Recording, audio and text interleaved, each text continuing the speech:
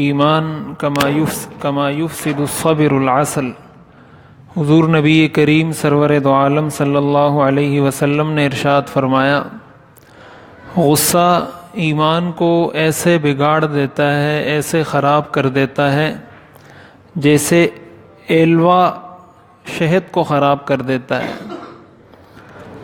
یہ بیہقی کی روایت ہے۔ حضرت معاویہ رضی اللہ تعالیٰ عنہ اس حدیث شریف کے راوی ہیں۔ اس حدیث میں آپ نے فرمایا کہ غصے سے انسان کا ایمان ایسے خراب ہو جاتا ہے جیسے ایلوا ایک کڑوی جڑی بوٹی ہے، جس طرح وہ شہد میں ڈال دی جائے تو شہد سارا کا سارا خراب ہو جاتا ہے اور اس کا ذائقہ خراب ہو جاتا ہے، اسی طرح غصے سے انسان کا ایمان خراب ہوتا ہے۔ اور ایک حدیث میں آپ نے فرمایا کہ غصے سے ایمان ایسے خراب ہوتا ہے جیسے شہد میں سرکہ ڈالنے سے شہد خراب ہوتا ہے۔ تو غصہ کرنا یہ ایک ہے انسان کو غصہ آنا، اور ایک ہے پھر اس غصے کا کسی پر نکالنا۔ تو غصہ آنا یہ ایک فطری عمل ہے، یہ انسان کی فطرت میں اللہ نے رکھا ہے کہ اس کو غصہ آتا ہے۔ تو شریعت نے کسی کو یہ نہیں کہا کہ کسی کو غصہ نہیں آنا چاہیے، غصہ تو ہر انسان کو آتا ہے اور انسان کی فطرت ہے۔ ہاں، شریعت نے یہ بتایا ہے کہ اس غصے کو کہاں نکالنا ہے، کہاں نہیں نکالنا، اور کہاں اس پر صبر کرنا ہے اور کس طریقے سے صبر کرنا ہے۔ چنانچہ قرآن کریم کے اندر اللہ کے نیک بندوں کی جو صفات بیان کی گئی ہیں، ان میں سے ایک صفت یہ بیان کی گئی، والکاظمین الغیظ والعافین عن الناس، وہ لوگ جو غصے کو پی جاتے ہیں اور لوگوں کو معاف کر دیتے ہیں۔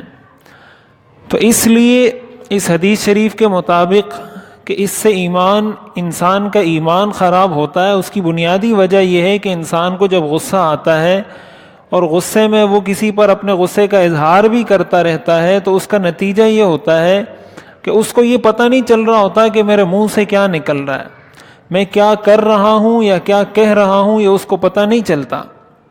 چنانچہ اسی کی وجہ سے وہ کبھی جھوٹ بھی بول دیتا ہے، کبھی کسی کو گالم گلوچ بھی کر دیتا ہے، اور نہ جانے کسی کو تکلیف بھی پہنچا دیتا ہے۔ حدیث شریف میں تو یہ تک فرمایا گیا کہ کوئی جج، کوئی قاضی اس حال میں فیصلہ نہ کرے کہ جب وہ غصے میں ہو، یعنی کسی قاضی کو غصے کی حالت میں فیصلہ کرنے کی اجازت شریعت نہیں دیتی۔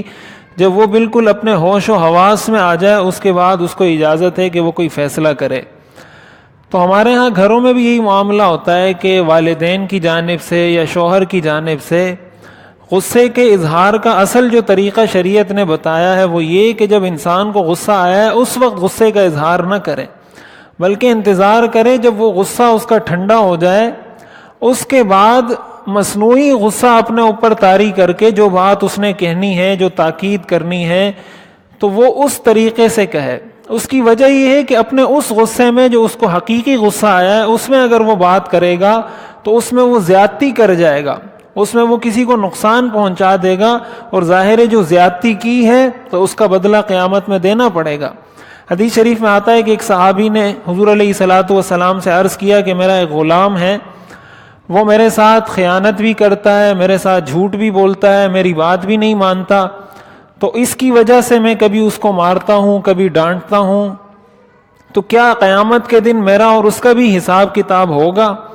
حضور علیہ الصلاۃ والسلام نے فرمایا، قیامت کے دن دیکھا جائے گا کہ جتنا اس کا گناہ تھا، آیا تم نے اس کو اتنی ہی سزا دی تھی یا اس سے زیادہ دی تھی؟ اگر اتنی ہی دی تھی تو معاملہ برابر سرابر ہے، اور اگر اس سے زیادہ دی تھی تو پھر قیامت کے دن بدلے کے لیے تیار رہو، تمہیں اس کو اس کا قصاص اور اس کا بدلہ دینا ہوگا۔ تو اس لیے ہم جب یہ سمجھتے ہیں کوئی ہمارے ماتحت ہوتا ہے تو ہم یہ سمجھتے ہیں کہ بس میں جو بھی کر لوں، جو بھی کہہ دوں، یہ تو آگے سے ویسے ہی جواب نہیں دے گا۔ عموماً والدین کی جانب سے بھی ایسا ہوتا ہے اور شوہر کی جانب سے بھی بیوی کے ساتھ ایسا ہوتا ہے۔ تو اگرچہ وہ آپ کو کچھ نہ کہے لیکن اللہ تعالیٰ تو پوچھنے والا ہے، اور یہی بات جب کہی جاتی ہے والدین کے حقوق کے حوالے سے کہ والدین کے یہ حقوق ہیں، والدین کچھ بھی کہیں اولاد کو نافرمانی کی اجازت نہیں، تو یہ بات والدین کو بھی یاد رکھنی چاہیے کہ یہ والدین اپنی اولاد کے لیے تو والدین ہیں، اللہ کے یہ بھی بندے ہیں، ان کو یہ اجازت نہیں کہ اپنی اولاد کے ساتھ کوئی ناجائز، ناروا، کوئی ظلم والا معاملہ رکھیں. اولاد کو تو شریعت نے حکم دیا ہے کہ صبر کریں، لیکن اگر والدین ظلم کر رہے ہیں تو اللہ تعالیٰ ضرور ان سے بدلہ لیں گے. یہ بات ذہن میں ہونی چاہیے. والدین ہونے کا یہ مطلب ہرگز نہیں کہ اللہ کے ہاں بھی وہ بری و ذمہ ہو گیا. لہٰذا اگر اولاد کے ساتھ ایسا کوئی رویہ رکھا ہے جو ظلم کا یا ناجائز رویہ ہے تو اللہ کے ہاں اس کا حساب والدین نے بھی دینا ہے، اولاد نے بھی دینا ہے. اس لیے انسان کو اپنی زندگی کو پرسکون بنانا چاہیے. اسلام ایک انسان سے، ایک مسلمان سے ایسی زندگی چاہتا ہے جو پرسکون ہو، پر اطمینان ہو. بعض لوگ ہوتے ہیں ہر وقت ٹینشن میں رہتے ہیں، ہر وقت پریشان رہتے ہیں، کسی نہ کسی بات پہ ان کو غصہ ہوتا ہے، اندر ہی اندر کڑتے رہتے ہیں. تو یہ جہاں انسان کے لیے اور بہت سے حوالوں سے نقصان دہ ہے، اس کی صحت کے لیے بھی نقصان دہ ہے. یہ بلڈ پریشر کا مرض ہے، اسی طرح دل کی دھڑکن کا تیز ہونا ہے، اسی طرح قوت مدافعت کا کم ہونا ہے، اور اعصابی بیماریوں میں مبتلا ہونا ہے، ذہنی بیماریوں میں مبتلا ہونا ہے، ٹینشن، ڈپریشن کا شکار ہونا. یہ ساری وہ بیماریاں ہیں جو انسان کو غصے کی وجہ سے لگتی ہیں. تو شریعت اسی لیے ایک انسان سے اس بات کا مطالبہ کرتی ہے کہ اپنی زندگی کو پرسکون بنائے. ہر بات پہ اگر انسان ٹینشن لینے لگ جائے تو زندگی میں، اس دنیا میں ہر کام میری مرضی کے مطابق نہیں ہو سکتا. یہ بات، یہ حقیقت ہمیں سمجھنی چاہیے.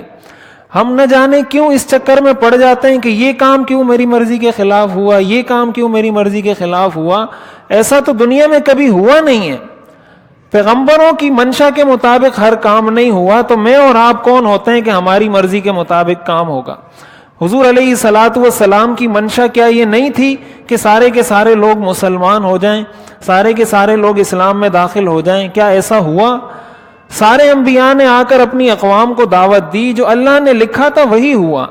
انسان کو اس چیز کا مکلف بنایا ہے کہ جو تمہارے بس میں ہے، جو تم کر سکتے ہو وہ کرو. اس سے زیادہ اپنے اوپر بوجھ لے لینا، اس سے زیادہ اپنے آپ کو اس طریقے سے ٹینشن دینا کہ اس کی وجہ سے انسان کی عملی زندگی متاثر ہو جائے، شریعت اس بات کی اجازت نہیں دیتی. اللہ تعالی عمل کرنے کی توفیق عطا فرمائے.